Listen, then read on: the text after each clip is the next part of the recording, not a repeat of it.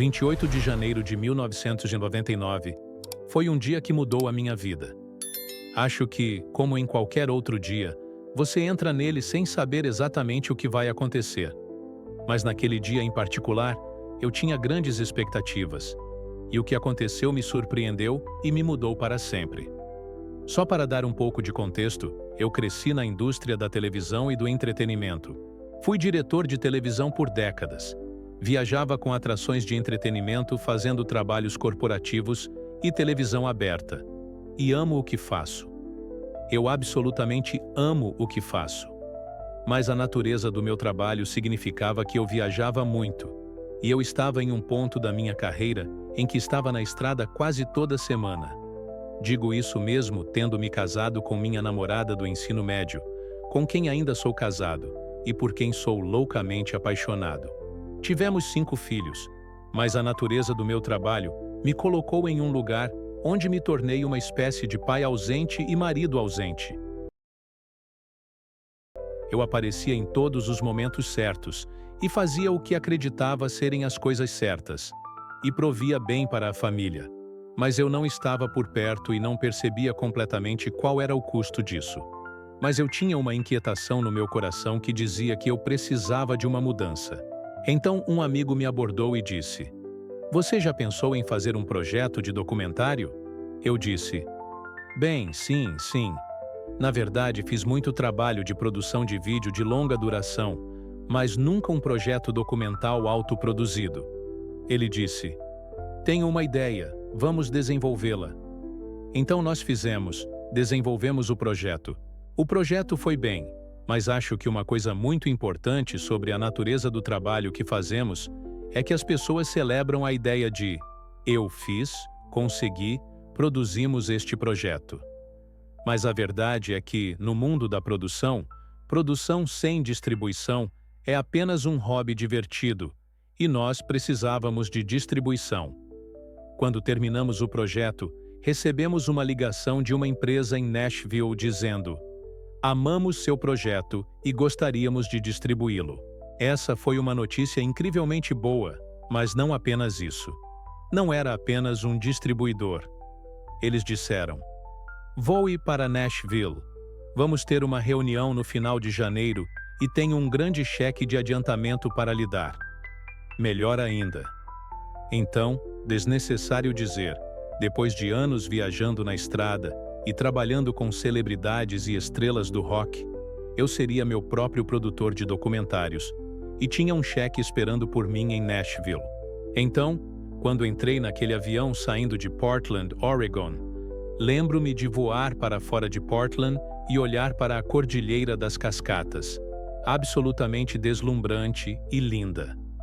Era um dia lindo, e lembro-me de pensar comigo mesmo: hoje minha vida vai mudar para sempre. Hoje será uma mudança como eu nunca imaginei, e minha carreira dará um salto que me colocará em um novo curso emocionante. E ei, talvez eu seja um pai melhor, talvez eu seja um marido melhor. Eu simplesmente não sabia, mas cerca de 20 minutos de voo, estranhamente, comecei a me sentir mal, meio enjoado, talvez um pouco tonto, o que é estranho porque eu nunca fico doente. Eu simplesmente não fico doente e estou voando o tempo todo. Então, ter esse tipo de sensação era tão novo e tão estranho para mim que obviamente fiquei preocupado. Lembro-me de estar sentado lá, e estava com meu melhor amigo, Timothy. Ele estava a caminho de Nashville também. Ele é um cantor gospel, um dos maiores cantores gospel do mundo, na verdade. Eu não queria dizer nada ao Tim, mas comecei a olhar para o assento à minha frente, e lá estava o saco, sabe? O saco para enjoo. E lembro-me de pensar: não, o saco não. Mas quanto mais eu me fixava no que não queria que acontecesse, mais as coisas começavam a desmoronar ao meu redor. É como se eu estivesse começando a ver através de um túnel e comecei a sentir um formigamento. E ficou tão ruim que me virei para o Tim e disse: "Tim, algo não está certo." E essa foi a última coisa que eu disse antes de meus olhos revirarem na cabeça. meus braços caírem ao lado do corpo e meu coração parar. No início, o Tim não tinha certeza se eu estava brincando ou o quê. Mas ele reconheceu. Ele podia ver o que estava acontecendo com meu corpo e minha pele. Curiosamente, apenas 2 semanas antes desse incidente, o Tim havia estado em uma situação onde testemunhou alguém tendo um ataque cardíaco e disse que parecia exatamente com aquele cenário. O corpo, a maneira como caí, a maneira como estava deitado no assento. Então o Tim, não sabendo fazer RCP, mas sabendo sobre compressões torácicas, começou a se esticar para o lado da janela do avião, fazendo compressões torácicas. Agora, apenas para contexto, saiba disto. Eu sou um carinha irlandês baixo, não sou um homem alto, mas o Timothy tem o porte físico de um linebacker da NFL. Então, quando o Tim está se esticando sobre mim e batendo no meu peito, cria-se uma cena e tanto. Então, como o Tim me descreveu, nada aconteceu. Eu não me movi, não respondi. Então o Tim literalmente me pegou, me colocou no corredor no meio do avião e começou a bater no meu peito e bater no meu peito repetidamente. Ainda nada. E novamente, de acordo com o relato do Tim, ele puxou o punho para trás totalmente preparado para quebrar minhas costelas agora. E quando puxou a mão para trás, eu respirei. No lado físico, é claro, todo o episódio foi muito perturbador para o avião e acabou resultando no piloto fazendo um pouso de emergência em Rapid City, Dakota do Sul. Rapid City é uma ótima comunidade, mas não equipada para ter aviões comerciais caindo de surpresa em sua cidade. Fomos recebidos por uma ambulância e fui levado às pressas para o hospital. Eles começaram a fazer uma bateria de testes, pensando com certeza que eu tinha tido um ataque cardíaco, mas não conseguiram encontrar nada. Na verdade, a única coisa que conseguiram encontrar foi que eu estava extremamente desidratado. Então, após cerca de 3 horas de observação e me enchendo de fluidos, disseram: "Vamos liberar você." E me deixaram ir. Então o Timothy e eu encontramos um lugar em um pequeno motel a cerca de 4 quarteirões do hospital. Passamos a noite e eu imediatamente planejei meu esquema, apesar da coisa louca que aconteceu, para chegar a Nashville e pegar aquele cheque. Bem, eu peguei aquele cheque, voltei imediatamente para minha ala cardíaca em Portland, onde fizeram uma série de exames e me diagnosticaram com síncope neurocardiogênica maligna. Basicamente, o que significa, é maligna, você pode morrer disso. Neuro é cérebro, cardio é coração, e síncope significa fora de sincronia. A única maneira de prevenirem isso, eles não sabem o que causa, mas a única maneira de prevenirem é colocar um marca-passo no seu peito. Na verdade, ainda tenho meu primeiro marca-passo. Estou agora no meu terceiro porque tenho que trocar as baterias. Mas aquele bebezinho entrou no meu peito e, junto com a experiência de morte, que explicarei com mais detalhes, significa que essa coisa tinha que disparar pelo menos meia dúzia de vezes por dia para me manter vivo. A combinação da minha experiência de morte e enfrentar a possibilidade da morte todos os dias mudou-me para sempre. Agora, todas as coisas que estão acontecendo do lado de fora nesta dimensão pareciam uma emergência médica. O Tim estava em pânico, o avião estava em pânico, mas deixe-me contar como eu me senti. Lembro-me de me virar para o Tim e dizer: "Acho que algo não está certo." Mas no minuto em que fechei os olhos, cruzei o limiar da dimensão do tempo para a dimensão da eternidade e entrei em um espaço que, com toda a honestidade, eu estava aterrorizado com a perspectiva de entrar. Mais um pouco de contexto. Da maneira como cresci quando criança, cresci em um lar religioso. Meu pai, a quem amo e que faleceu há muitos anos, tentou, mas foi muito abusivo fisicamente e verbalmente. E acho que, como muitos de nós, qualquer autoridade que temos em nossa vida, particularmente autoridades parentais, sobrepomos essa ideia de como ela se manifesta, como autoridade, amor ou disciplina, ao que percebemos que Deus é.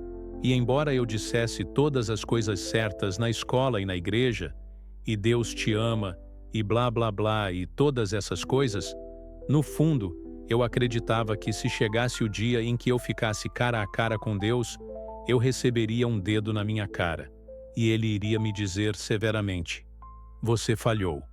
Você estragou tudo tanto. Você é uma decepção tão grande. Você poderia ter sido algo se tivesse vivido de acordo com seu potencial, mas nem chegou perto. Eu poderia dizer que há centenas de mentiras exatamente assim, mas eu estava tão convencido de que, apesar de quaisquer declarações religiosas externas que eu pudesse fazer sobre a bondade de Deus, no fundo, eu sentia que enfrentaria um Deus horrível e mesquinho que me diria o quão horrível eu era. Mas não foi isso que experimentei quando fiz a travessia. E não posso dizer se isso foi no céu, não posso nem dizer onde foi. Quero dizer, não é uma daquelas coisas onde você atravessa e algumas pessoas dizem: ah, eu vi ruas de ouro, e talvez houvesse uma placa de jardim dizendo: bem-vindo ao céu, ou algo assim, ou havia um anjo. Não foi nada disso. Fui abrupta, repentina e esmagadoramente empurrado para a presença de Deus. E não foi como se... Quero dizer, algumas pessoas dizem: ah, sabe, e como ele se parecia e etc. É como se este não fosse um lugar para palavras para mim. Era um lugar de apenas uma sensação avassaladora de que eu estava agora não apenas na presença do divino, mas estava na presença da personificação do amor. E se você puder tentar imaginar o que seria a eternidade apenas do ponto de vista da física, que diz tão alto quanto você pode olhar para cima, ou tão baixo quanto você pode olhar, ou tão à direita quanto você pode ir, ela não termina. E isso para mim era tanto a presença de Deus, mas mais ainda a sensação avassaladora do amor de Deus. Não apenas um corpo objetivo de amor, mas um amor que me amava. Era tão estranho ao que eu percebia que Deus era, ou poderia ser. Era tão estranho à minha voz interior, aos ecos que ondulam em nossa cabeça, a partir das mentiras que nos contam quando crianças, sobre nossa inadequação, nossa indignidade e nossa falta de valor. E reconhecer que sim, eu sou amado, que Deus me vê como um milagre. E talvez mais importante seja que não sou apenas eu, é que Ele reconhece você como um milagre. E que Deus não apenas nos conhece, Deus não apenas gosta de nós, Deus não apenas nos ama, mas o Criador do universo é loucamente apaixonado por você. E o Criador do universo é seu maior incentivador, seu maior amigo, seu parceiro mais próximo. E cada lágrima que você já derramou, Ele derramou com você. Cada esperança que você já teve, Ele esperou com você. Cada sonho que você já sonhou, Ele sonhou com você. E Ele tem torcido por você a cada segundo e a cada respiração da sua vida. Essa conexão, desnecessário dizer, me dominou. A outra coisa que foi tão impressionante sobre essa experiência foi o reconhecimento de que eu havia cruzado de uma dimensão de tempo e espaço para uma dimensão de eternidade. E eu não conseguia colocar em palavras na época. Mas só agora, em retrospecto, vejo que é como se tivéssemos entrado em uma dimensão onde tudo o que já aconteceu e tudo o que acontecerá, já aconteceu.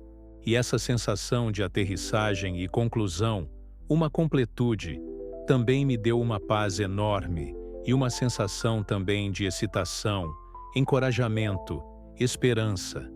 Então, enquanto eu estava experimentando tudo isso e realmente absorvendo, e vou te dizer, já se passaram anos desde que isso aconteceu, e até hoje eu ainda absorvo o que isso significa, o que eu senti.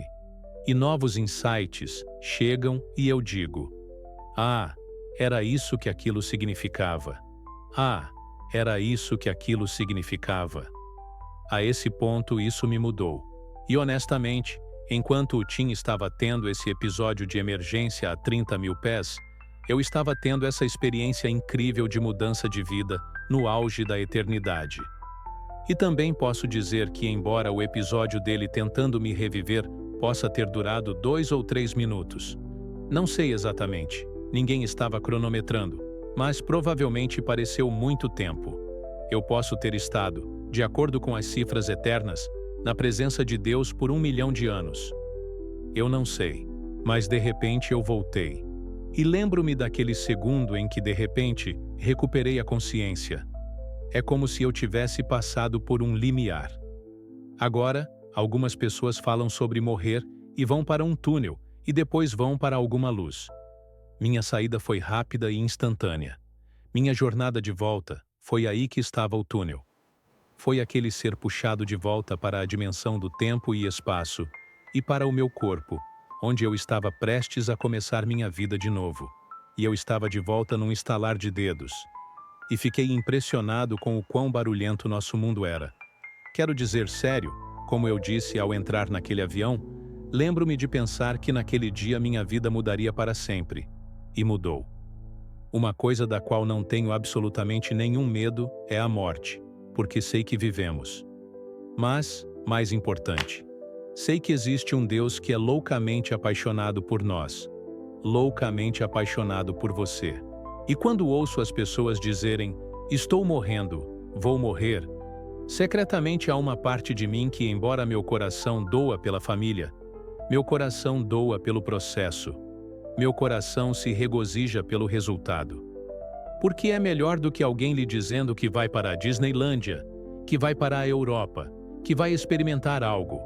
Eu digo, confie em mim, o que você está prestes a experimentar vai explodir sua mente e mudar você para sempre. Também menciono que, por causa do marca-passo agora, significa que agora vivo com uma condição em que, se houver qualquer falha mecânica, significa que posso não acordar amanhã de manhã. Significa que meu coração pode dar uma mudança dramática mesmo enquanto compartilho a história com você, e posso fechar meus olhos e partir. Então, quando acordo de manhã, reconheço aquele fôlego não apenas como um dom precioso, mas como um dom que agora tenho para dar aos outros. Porque acredito que meu próximo fôlego, meu próximo dia, é algo que não ganhei. É algo que não mereci. Não posso dizer que paguei dinheiro por isso ou fiz alguma ação mágica por isso. Acredito no meu coração que é um dom precioso. E se nos é dado esse dom precioso hoje, como vamos usar esse dom para causar um impacto na vida daqueles ao nosso redor?